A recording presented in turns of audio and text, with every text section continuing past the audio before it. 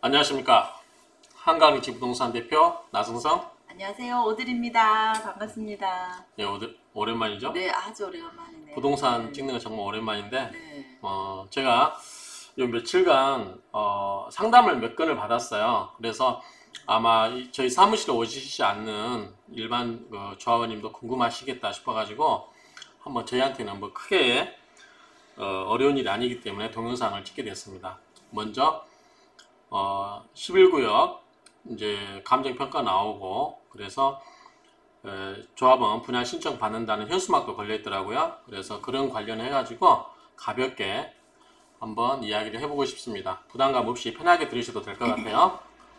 자, 우리 옆에 있으신 분이 부동산을 주로 맡아서 하시다 보니까 제가 몇 가지 좀 물어보기도 하고 동향을 좀 물어보려고 해요. 그래서 모셨으니까 가볍게 이야기를 시작하도록 하겠습니다.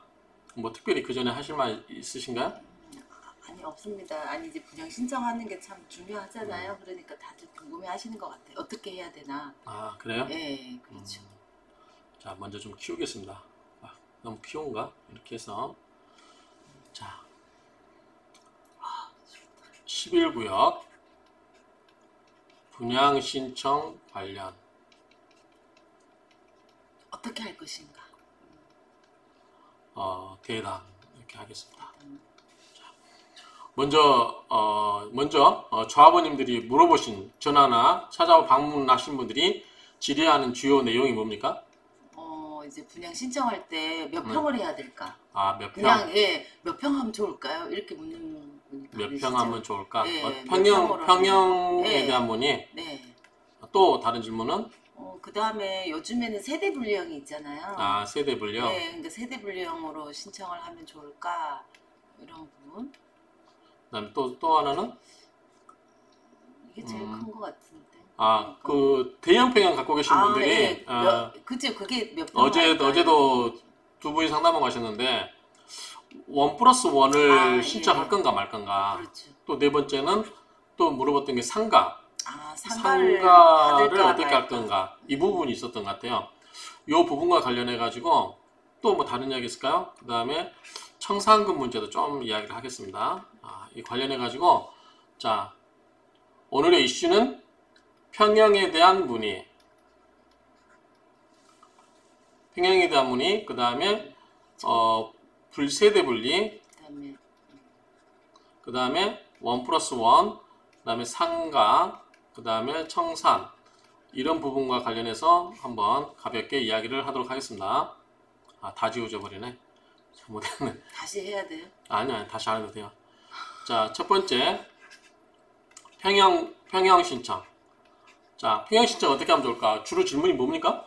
몇 평을 할까? 25평 해야 되나? 뭐 34평 하나? 이제 내가 받은 그 금액이 있잖아요. 네. 그 감정평가 받은 금액으로 뭐 34평을 받을 수 있을까 없을까? 아, 뭐 이런 부분 있잖아요. 그거는 대답이 간단해요. 네. 자, 아마 11구역도 다르지 않을 것 같은데, 자, 이거는 여러분이 원하는 평형 신청하십시오.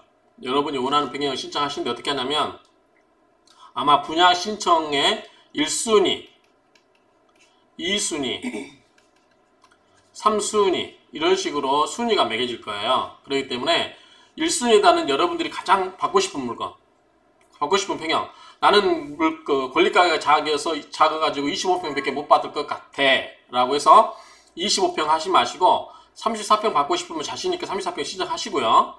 만약에 조합에서 이거 안 준다 그러면 그 다음 2순위로 넘어가거든요. 그때 25평 신청하시면 돼요. 이렇게 아마 조합에 문의해보세요. 그러면 대부분 이렇게 할 거예요. 물론 서울시 조례 같은 데 의하면 분양 신청하는 것도 일정한 리밋, 한계가 있어요. 예컨대 25평밖에 신청할 수 없는 가격. 그러니까 서울시 조례 제 기억에 의하면은 그 감정 가격이 분양 가격에 가장 근접한 거. 예컨대 34평이 분양가가 10억인가요? 지금요 10억에 3,400. 25평이 7억 한 5천 되나요? 7억 7천. 7억 7천 정도 된다. 예.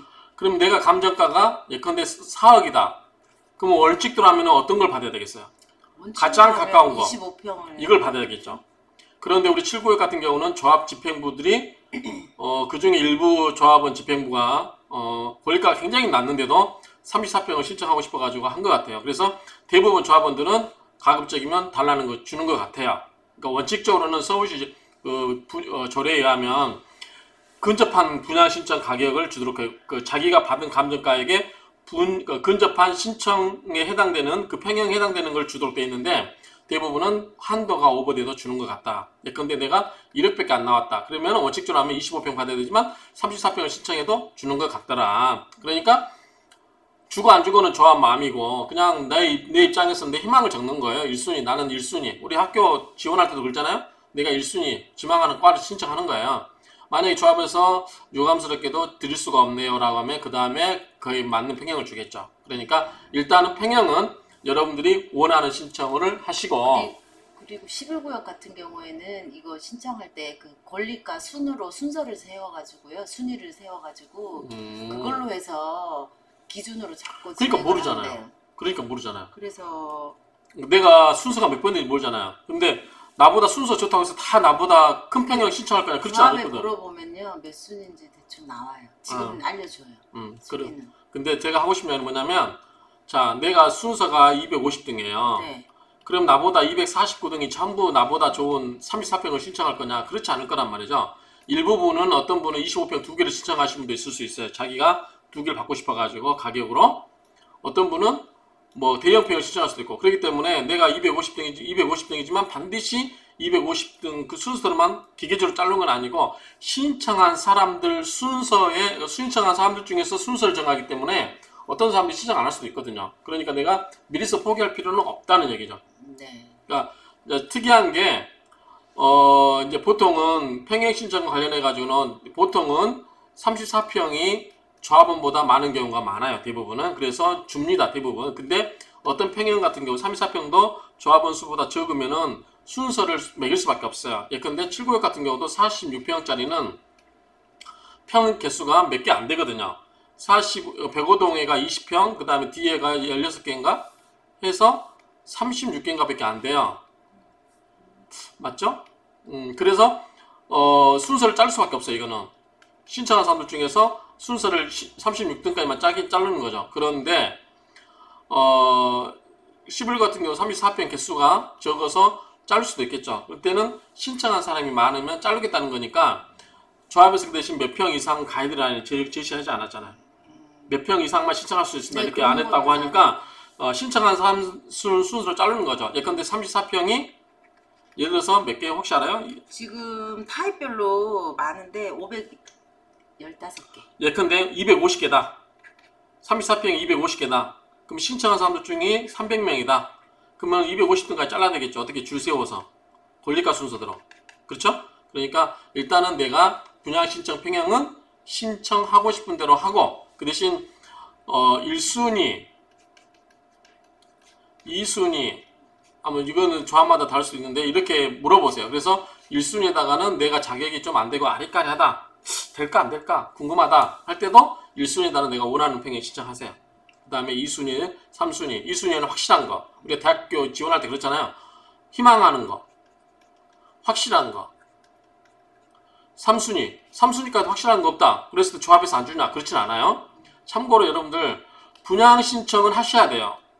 분양 신청을 안 하면 어떻게 되죠? 청산되죠. 청산 대상사가 돼버려요. 그러니까 잘 모르겠다. 그래서 나 신청 안 했다. 이런 말이 안 통해요. 그래서 어쨌든 신청을 하세요. 그런데 조합에서 봤을 때 전혀 나가 1순위도 46평, 2순위도 46평, 3순위도 46평 했다. 나는 25평밖에 받을 수 없는데 너무나 갖고 싶어요. 46평을. 그렇게 신청했다. 그러면 자격이 안 되죠. 안 주겠죠. 네. 그럼 어떻게 돼요? 청산돼요? 아니죠. 다른 거 신청하세요. 이렇게 해야죠. 다른 다시 거. 끝까지 해서 그러니까 확인해준다. 내가 분명하게 분양받겠다는 의사표시를 하시면 청산 대상자가 아니기 때문에 네. 일단 이렇게 하고 이렇게 되면 조합에서 우리 조합원님 평형이 해당되는 게 없으니까 다른 평형을 신청해 주세요라고 아마 연락이 갈 거예요. 네. 그러니까 수시로 조합의 사무실 찾아가셔서 바카스 명 들고 가면 또 조합장님 좋아하시겠죠? 안 그럴까요? 그래서 직원이 많으시던데.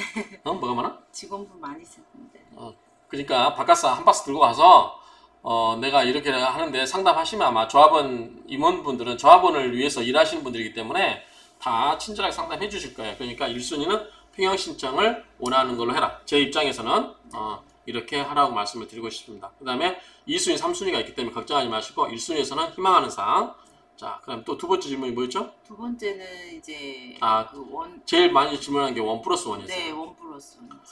11구역에 보니까 감정평가가 굉장히 잘 나왔나 봐요. 네, 그렇죠. 그래서 뭐 10억 18억 90, 18억 어제 상담한 12억. 18억대, 뭐 14억대, 뭐 12억대 막 이런 분들이 많아요. 제가 이 아크로에 대지가 106평에 건평이 100평짜리 신축 건물 2003년도 신축 건물 했는데 2006년도에 감정평가했거든요. 2006년도 이사 왔거든요.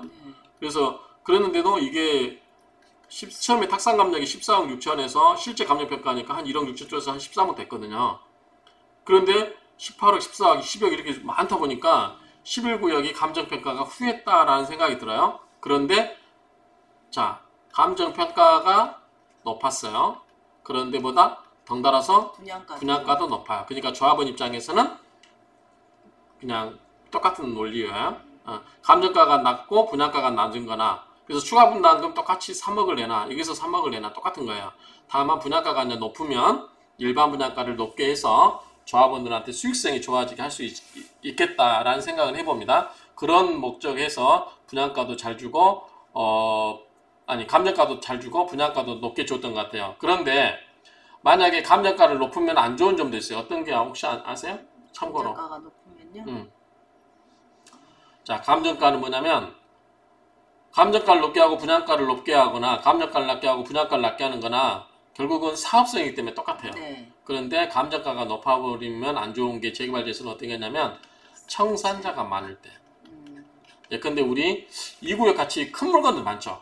이런 분들은 청산자가 많기 때문에 감정가를 높여놓으면 감정가 예컨대 125%를 준다고 가정해봐요. 청산 금액을. 그렇죠. 그러면은 25%더 준다고 하면은 감정가를 올려놓으면 그 모든 비용을 누가 부담해요? 이제 남아있는 조합원들이 부담하거든요. 그렇기 때문에 감정가를 일반적으로 재개발지에서는 낮게 하는 거예요. 그런데 굉장히 11구역은 감정가를 후하게 준 것은 그만큼 청산자가 별로 없을 것이다. 예상을 하고 그렇게 그 대신 조합원 분양가를 올려놨으니까 일반 분양가를 올릴 수 있겠죠. 네. 자, 일반 분양가를 예컨대 조합원 분양가를 예컨대 6억으로 하고 일반 분양가를 10억으로 하는 거하고 조합원 분양가를 10억으로 하고 일반 분양가를 15억 한 거하고 그럼 실제로 5억을 더 많이 들어오게 할 수 있는 거예요. 조합 입장에서는. 네. 그렇기 때문에 조합 입장에서는 그런 원리로 감정평가도 후하게 주고 분양가도 높인 게 아닌가라는 생각을 저 혼자서 추측을 해봅니다. 자, 일단은 여기서 다시 본론 들어가서 1+1을 할 건가 하실래 안 하실래? 우선은 세금이 있다 보니까 그걸 이제 고민을 많이 하시는 제가 기존 유튜브에서 제 원칙이 뭐였어요? 재개발지역에서는 무조건 많이 받는 게 가능한 대로 받을 수 있는 만큼 많이 받아라. 이게 좋다. 왜? 프리미엄이 붙잖아요. 네. 자, 물건 하나에 대한 프리미엄, 두 개에 대한 프리미엄, 또 상가에 대한 프리미엄. 주택은 최대한 두 개를 받을 수 있죠. 네. 상가는 하나를 받을 수 있죠. 네. 그렇기 때문에 최대한 세 개를 받으면 되겠죠. 프리미엄이 다 P가 붙었다고 가정하면. 네. 근데 P가 마이너스면 많이 받으면 돼요, 안 돼요? 그러면 안 되겠죠. 그러니까 P가 많이 붙기 때문에 많이 신청하는 게 원칙이다. 이게 원칙이었어요. 그렇죠. 제가 기존 유튜브 내용에서 다 이렇게 찍었어요. 가능하면 많이 받아라. 심지어는 상가 자격이 안 되어도 지나가는 길에 신청을 해봐라. 뭐도 7순위로 돈이 남으면. 자, 예컨대 내가 28억을 감정을 받았는데 아파트 2개 받고도 예컨대 10억이 남았다. 10억을 돌려받으면 이거 뭐예요? 양도세를 내야 돼요. 그런데 10억의 만큼 상가로 받으면 양도세를 안 내고 상가를 하나 받고 거기에 대해서 내가 상가에 P가 붙을 수 있고 또 뭐가 있어요? 월세를 노릴 수 있죠. 그렇기 때문에 이렇게 신청을 하라고 했어요. 딱 좋죠. 근데 상가는 상관이 없는데 문제가 뭐냐? 이 주택이에요, 주택. 다주택자 규제가 요즘에 자, 있다 보니까. 그쵸. 옛날에는 주택이 많아도 종부세가 그렇게 심각하게 논의되지 않았고 양도세가 그렇게 강화되지 않았죠. 저희 7구역이나 그 전에는. 그리고 임대사업자로 등록하는 그렇죠. 임대사업자도 등록이 가능하고. 그런데 지금은 임대사업자 등록한다 못한다? 못하죠. 아파트는 안 됩니다. 그래서 임대사업자로 하면은 재산세 혜택이 있었고 감면 혜택이 있었고 종부세에서 면제를 해줬거든요. 합산해서 배제를 해줬어요. 근데 지금은 임대사업자가 안 돼요. 두 번째, 주택이 많아지면 뭐가 있죠? 대출 제한이 있어요. 그렇죠. 대출 제한이 있고 세 번째가 뭐다? 양도세 중과가 있어요. 그다음에 가장 그다음에 견디기 힘든 게 종부세, 종부세. 이제 재산세. 재산세는 뭐 누진이 아니기 때문에 네, 상관이 없는데 종부세죠. 종부세를 예컨대 내가 1년에 한 뭐 5, 6천, 7, 8천 낸다고 가정해 보세요. 연세 드신 어르신께서는 뭐 수입이 없다 그러면은 막막한 거죠. 그렇기 때문에 이게 종부세 많이 내고 또 막상 팔려고 보니까 양도세 많이 내고 하면 2주택에 대한 메리트가 그다지 없을 수 있어요. 그래서 어제 저도 상담받고 좀 생각을 해봤는데 옛날에는 제가 가능한 원칙대로 많이 하라고 했는데 지금은 똘똘한 한 채를 받는 것도 괜찮겠다는 생각을 해요. 예를 들어서 34 어제 상담 받으신 분 34, 25를 신청하신 분이 2주택이잖아요. 네. 그런데 이거를 46평 하나로 받고 플러스 환급 이자 이 부분은 상가가 없기 때문에 어찌됐든 상가를 신청할 수 없죠. 그런데 한번 상가를 신청해봐라. 상가를 신청해서 월세를 받을 수 있으니까. 그런데 상가가 좋지 않은 상가는 받을 필요가 없어요. 벌칙거리입니다. 그렇기 때문에 그러면 지나가는 말 나왔으니까 네. 11구역 상가가 활성화되지 않겠냐. 어떻게 생각하세요? 11구역 상가. 이제 거기가 위치적으로 입지적으로 보면은 거기 부분만 좀 할 수 있는 단지 상가가 될 확률이 좀 있지 않나 싶어요. 거기만 있잖아요. 지금 수도동의 중심은 아니니까. 우리가 반면교사 타산지수로 삼을 게 뭐가 있냐면 앞에 한강 현대 상가를 가서 보시면 돼요. 한강 현대 상가를 보면 한강 현대도 단지가 적진 않잖아요. 그렇죠. 거의 1000세대 정도 되니까. 네. 근데 상가가 그렇게 활성화되지 않거든요. 네. 그리고 배우가 없어요. 배우. 무슨 말이냐면 그 단지만 딱 있으니까 그렇죠. 등배자, 디우자. 그래서 배우라고 하는 것은 상권이 활성화되려면 예컨대 예를 들어서 해가든 같은 경우는 해가든이라든가 이 구역은 뭐야 흑석동 전체 주민들이 와서 상가를 이용해 주는 거거든요. 그 다음에 중대병원이 있기 때문에 외부인들이 와서 밥을 먹거나 그렇게 하는 거죠. 환자라든가 이런 외부인들이. 그런데 11구역은 그게 없어요. 없고 대로변에 있기 때문에 그냥 흘러가 버리는 거죠. 주로 누가 이용하냐면 배우 그 아파트 단지 내 그 주민들이 이용할 수밖에 없어요. 그렇기 때문에 상가가 그렇게 활성화될 것 같지는 않다. 그래서 상가를 좀 조심해라. 나중에 이제 상가에 대해서 이야기할 텐데 말 나온 김에 말씀드린 거고요. 그래서 이 상가 부분 뒤에서 좀 더 언급하겠습니다. 입지적인 것까지. 그렇게 해서 결론을 가게 되면 자 1+1 2주택을 받는 게 옛날에는 권장이었어요. 권장. 근데 지금은 자 이거는 권장을 해둘 수가 없을 것 같아요. 왜냐하면 종부세라든가 재산세, 양도세 많이 내고 왜냐하면 3년간 2주택에 대해서는 3년간 전매가 안 되잖아요. 네. 근데 그것도 등기 나온 시점으로부터이기 때문에 한 5년간 못 팔아요. 그럼 5년 동안 양도세, 종부세로 예컨대 3천만 원씩 5년간 내도 1억 5천이에요. 거기에다가 양도세로 해서 예컨대 내가 좀 더 많이 번다.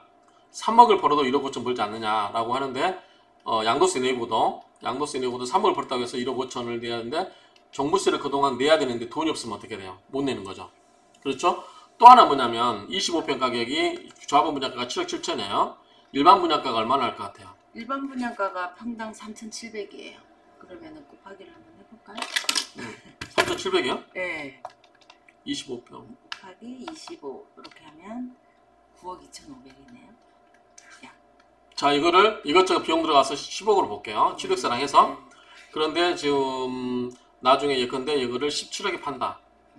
뭐 예컨대 보수를 봐서 15억에 판다. 그러면 5억을 먹었죠? 양도세 한 절반 띄고 나면 2억 5천 먹었죠? 그동안 세금 내고 나면 1억 5천이죠? 소리 지는 건 1억이에요. 그런데 내가 1억을 벌기 위해서 굉장히 마음고생을 해야 되죠. 그렇기 때문에 제가 종부세, 재산세, 그 다음에 대출에 대한 그런 금리 여러 가지를 고려했을 때 권장을 지금은 해드릴 수가 없고 차라리 46평 하나를 받으시고 그냥 환급을 일부 받아서 이걸 가지고 용돈을 쓰시는 게 낫지 않을까. 그 돈이 좀 많이 남으면 뭘 하면 되겠어요? 뭐 상가나 수익형 투자를 하는 거 작은 거라서 상가나 또 뭐가 있죠? 오피스텔? 오피스텔 같은 거 사가지고 더블 역세권에 있는 오피스텔 괜찮거든요. 예컨대 사당역에 이수역에 태평태평가점 거기를 헐고 아마 거기에 주상복합 오피스텔 같은 게 들었을 거예요. 그런 데 자리가 좋잖아요.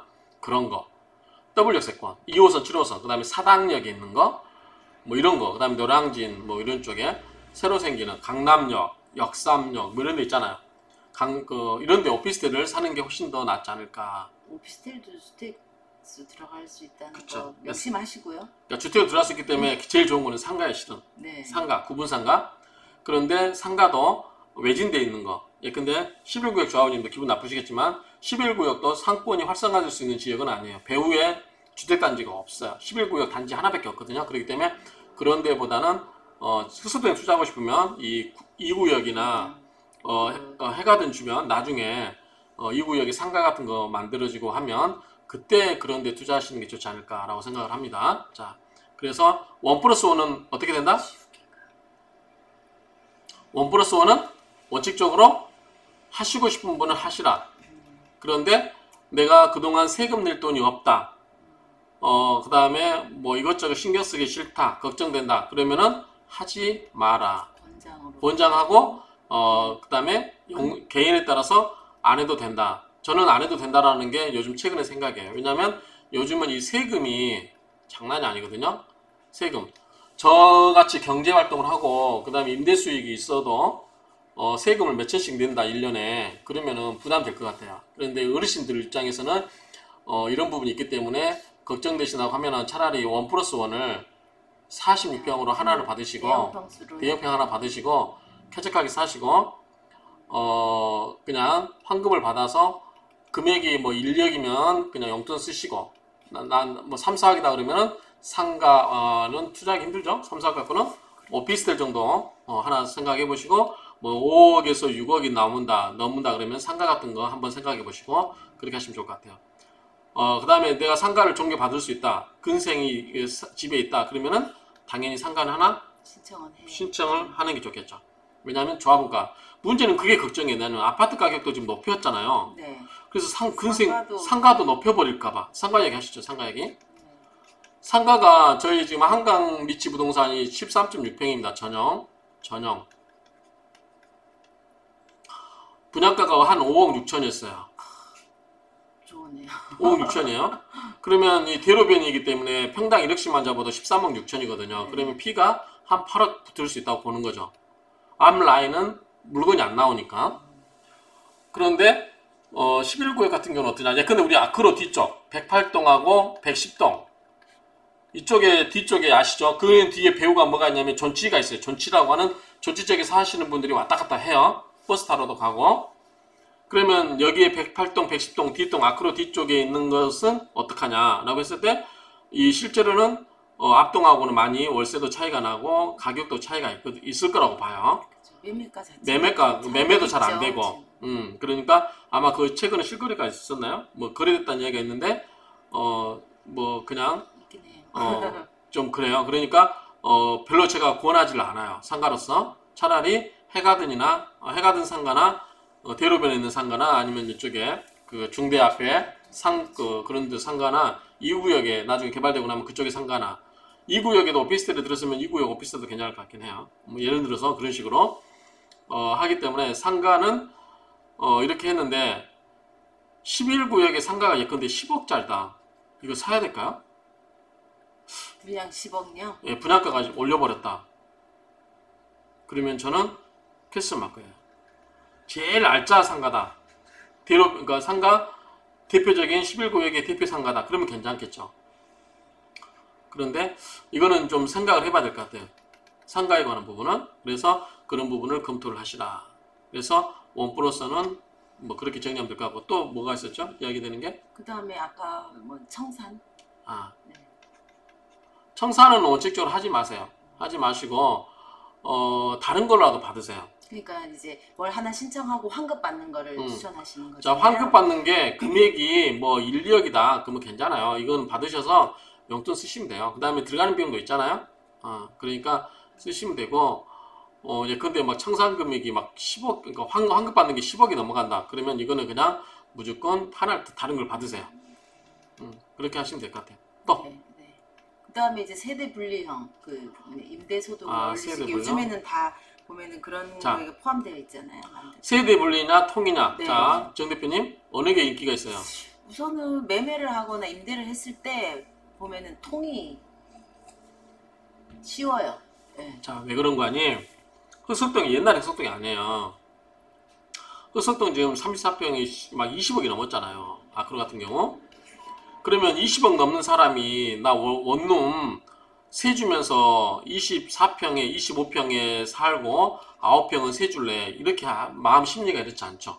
특히 아크로 같은 경우는 한강 보이는 34평 같은 경우는 거기에 와서 살려는 사람들이 나 월세 받아서 살래 이런 사람은 없어요. 대부분 다 경제적으로 여유가 있으신 분들이죠. 그러니까 분리형을 안 찾으세요. 그래서 제가 옛날에 흑석동에서 중대생을 상대로 원룸 장사를 하셨던 분들, 연세 드셔서 연세 드셔서 적으신 분들, 그러니까 네. 두 어르신께서 25평에 사시면서 네. 방 하나 세 주고 월세 한 뭐 90에서 100만 원, 뭐 8, 90 받으면서 그 돈 갖고 용돈 하시겠다.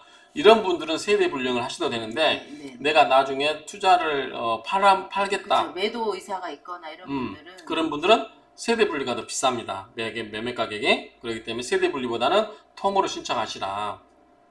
근데 나는 어쩔 수밖에 세대 분리밖에 분양 못 받는다. 그럼 받으셔야 되죠.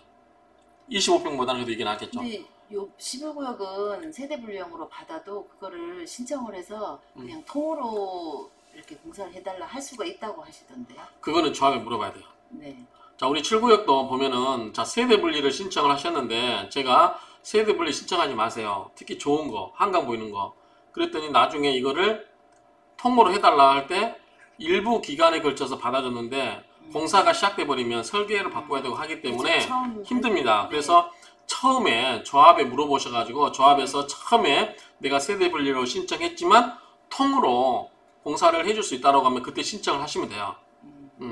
다만 이제 문이 두 개가 있다는 점, 그런 부분이 있기 때문에 이 도면을 바꾸거나 공사를 이것까지 바꿔줄지 모르겠는데, 그런 부분이 있기 때문에 가급적이면 세대 분리보다는 통으로 하시라. 그리고 11구역은 수요가 있을까요? 제가 봤을 때는 큰 수요가 없을 것 같아요. 그렇죠. 일단 중대에서 너무 멀어요. 그죠. 그리고 중대에서 아파트 원룸을 살 정도 되면은 의사나 레지던트나 간호사분들, 아크로 같은 경우에도 보면 강남의 직장인이거나 중대생, 의사분들 이런 분들이거든요. 그렇죠. 그러니까, 그러니까 지하철역에서 가깝거나 그 다음에 직장인들이 쉽게 얻을 수 있는 그런 곳이라면 원룸이 수요가 있는데, 그렇지 않고서는 좀 힘들다라고 생각을 하시면 될 것 같아요. 그래서 가급적이면 통으로 신청을 하시라. 세대 분리보다는 그렇게 하시면 될 것 같고요. 또 이야기된 게 뭐가 있나요?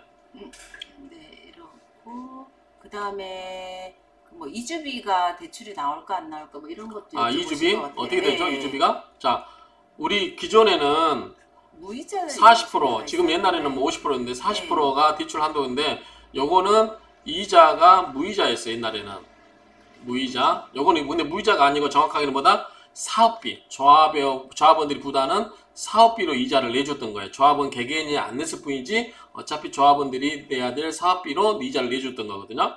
그 다음에 40%는 넘는 부분, 초과된 부분은 유이자로 했었거든요. 유이자. 요거는 금융기관이 아마 이자를 받고 할 거예요. 금융기관이. 그런데 제가 듣기로는 이것도 아니고, 그죠. 이제 판례에 무이자, 의해가지고 네. 그 나중에 세금을 내야 된대요. 그래서 그것도 이제 유이자로. 유이자로. 근데 네, 이거는 좀 저리로 한다고는. 근데 이건 조합원 입장에서는 나쁠 게 없는 게, 자, 이거는 옛날에 무이자로 하더라도 사업비에서 냈잖아요. 근데 만약에 내가 이거 대출을 안 받으면 어떻게 됐어요? 그 돈을 조합원한테 줬어요. 이자를. 그런데 자, 무이자가 없어지고 이자로 간다고 하면은 돈이 필요 없는 사람은 안 내도 되잖아요. 내가 돈 부담 안 하니까 똑같은 효과가 있고, 그 대신 사업비가 어떻게 돼요? 이제 낮아지고 이익이 더 우리한테로, 그렇죠. 조합원들에게 사업비가 들어오는 거죠, 낮아지고 사실은. 이익이 나면 그 이익을 조합원한테 돌려주기 때문에 네. 결국은 동일한 거예요. 네. 그러니까 꼭 숫자상의 그 좀 비용 처리 부분이 있겠지만 같지는 않겠지만 경제적 효과로 봐서는 비슷하다.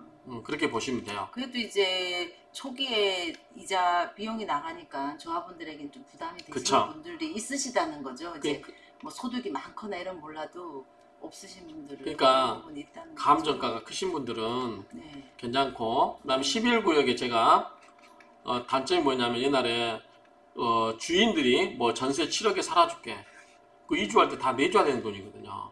만약 이거 안 된다고 그러면 어떻게 되겠어요? 이제 유의자로 써야지. 그렇죠. 이제 매수하신 분들이 이거 내주기 위해서 대출 받으면서 이제 그렇게 해야 되는 거죠. 그런 부분이 있다라는 점 말씀을 드리겠습니다. 그래서 일단은 그 무이자가 아니다. 네, 금융 비용이 좀. 그러면 40%는 조합에서 주긴 한대요. 네, 이자로? 그러더라고요. 이자. 네. 그다음에 40%더 받을 수 있고. 네, 그거는 이제 뭐 건설사에서 보증을 서서 하는 거고, 이제 이주비 대출도 안 되시는 분이 있잖아요. 그거는 다 그냥 아예 80%를 그냥 보증을 받아서 좀 비싸지만 이율이 그 건설사 보증으로 대출도 가능은 하다고 얘기 들었어요. 그렇게 해야 사업이 되니까. 니산 네, 내보내야 되니까. 네, 그렇죠? 뭐 원뿔 좀 큰 거 가지고 있거나 뭐 집을 한 채 가지고 있는데 또 이걸 하신 분들, 이런 분들 안 나오잖아요, 대출이. 그런 분들은 이제 그 건설사 보증으로 할 수 있다는 부분으로 좀 들었어요. 이렇게. 뭐 또 다른 상담 전화가 있었나요? 상담하신 분이 네, 내용이? 우선은 이런 부분 있었어요. 이렇게 제가 받은 것 중에는 이런 부분이죠. 종합적으로 네. 정리해 볼까요, 그러면? 네. 자, 가장 제가 기억에 남는 건 원 플러스 받을 거냐 말 거냐. 요거는 알아서 하시기 바랍니다. 네. 알아서. 네. 근데 귀찮다. 내가 이 나이에 대해서 뭐 그런 거 신경 쓰냐. 그리고 내가 돈이 추가로 분담금이 막 들어가야 된다. 그러면 대형 평형 그냥 하나 신청하시는 게 좋을 것 같아요. 네. 이게 실질적으로 내가 갖고 있는 동안은 여러 가지 세금이라든가 이 금전적인 여러 가지 압박감을 느끼는 분들이라면 그냥 하나 신청하고 나머지 돈 갖고 돈을 돌려받고 돈으로 여유 있게 사시는 것도 괜찮다. 근데 돈이 금액이 많아지면 된다 안 된다? 안 된다. 돈이 적은 돈만 남았을 때예요. 네. 많은 돈은 투자를 하시라. 그래서 이런 경우는 원 플러스를 받아도 좋다. 이렇게 보시면 되고요. 그 다음에 상가는 가급적이면 받으시되 만약에 분양가가 지나치게 높으면 주변에 상가를 시세를 생각해 봐야 돼요. 예컨대 내가 근데 이제 돈이 너무 많이 남으신 분들은 받으시긴 낫겠죠. 양도세 부분도 있기 때문에 그런 것까지 다 고려를 하셔야 돼요. 내가 이 상가를 분양받아서 얻을 수 있는 피와 그 다음에 내가 환급받아서 낼 수 있는 그 양도세 이런 걸 종합적으로 계산해서 결정을 하시면 될 것 같고. 상가는 제일 마지막에 진행을 하죠. 네. 그 다음에 저기 평형 평형 신청은 그냥 원하는 거를 1순위로, 그 다음에 확실한 거를 2순위로. 이거는 사전에 조합하고 좀 상의를 하시면 대충 가이드라인 아마 제공해 줄 거예요. 평형 신청은. 또 그다음에 타입이 있죠. 그죠? 타입은 타입이라고 봐야 되죠. 아까 뭐 타입은 세대형이나 뭐 이런 세대 분리형은 가급적이면 할 수 있으면 하지 마시라. 근데 이제 뭐 식구가 없거나 연세 드셔서 뭐 수입을 원하시는 분들은 하셔라. 오래 사시면서 그런 부분인가요? 그러니까 내가 수입 월세 받고 살란다는데 내가 봤을 때 11구역은 그렇게 월세가 많이 나올 것 같지가 않아요. 수요가 그렇게 많을 것 같지는 않다. 느낌에. 그러니까 알아서 하시는데 가급적이면 내가 나중에 팔 것까지 생각하신다면 세대 분리보다는 통으로 신청을 하시라. 이렇게 말씀해 주실 것 같아요. 그러면 이제 혹시 통으로 안 되고 그것도 보면 어쩔 수 없이 세대 분리가 해야 된다 하면은 나중에 그걸 이제 알아보고 통으로 이제 변경 신청을 한번 통으로 해라. 변경 신청할 수 있으면 무조건 하시라. 네네네. 이렇게 말씀을 드리겠습니다. 또 그렇죠. 그다음에 청산. 청산은 네. 하지 마라. 가급적 하지 마라. 하지 마시라. 네. 또 뭐 다른 게 있나요? 뭐 아까 그때 뭐 감정 평가는 얘기 나왔어. 그건 정리 없어요. 다 정리가 된 이 것 정도 같은데. 정리하면 될 것 같아요. 이렇게 해서 마치도록 하겠습니다.